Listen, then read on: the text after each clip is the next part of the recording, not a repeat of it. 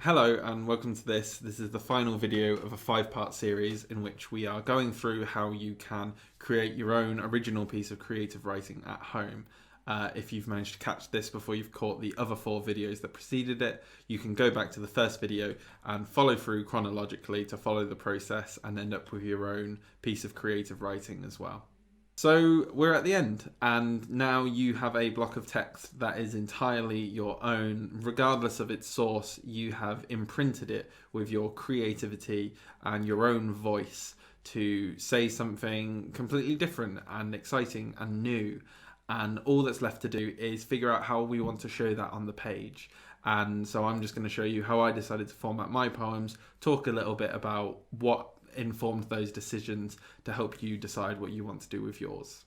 So I'm going to do a nice little big reveal here where I look at what I originally started with. Just there I had 386 words in total in my original block of text, and this is the final product. So 34 words in total. However, I actually really like this piece. I think it's really interesting, and knowing that it all came from something that I kind of just blurted out onto the page, I find really satisfying. The way I decided to format this piece, with it kind of going from left to right, I thought it had a sense of momentum, it had a sense of progression, and so using kind of indentation and leaving some spaces between the lines here, I thought it really reflected the flow and the speed of which I thought the poem should be read at. These little spaces and these little breaks between lines here can really help a reader understand the rhythm with which you want your piece to be read. So when you're formatting your own piece on the page, think about potentially why is there a space there and what does that help accomplish in the reading of it inside your own mind.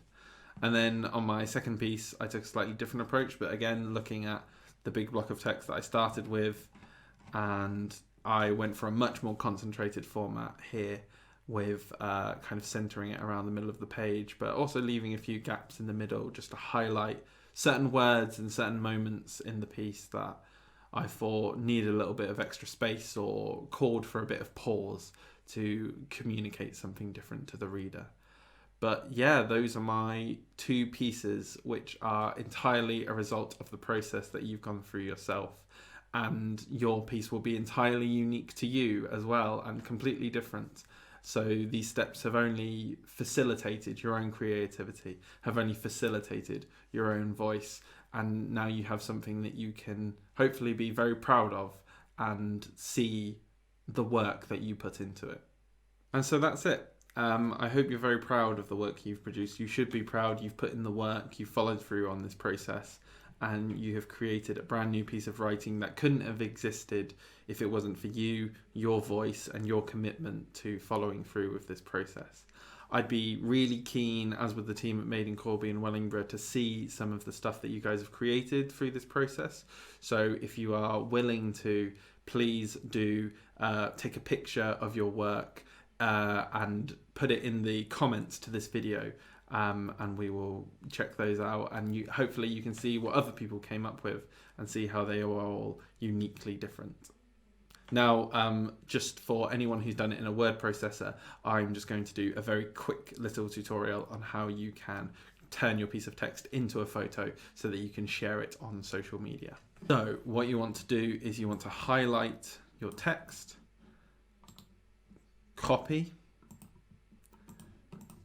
go onto a new page, go to paste, and if you click this down arrow, you'll get paste special.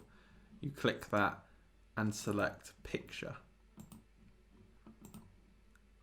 And now your piece has been saved as a picture. And so you can right click and go to save as picture. And then you can save it wherever you want to save it as.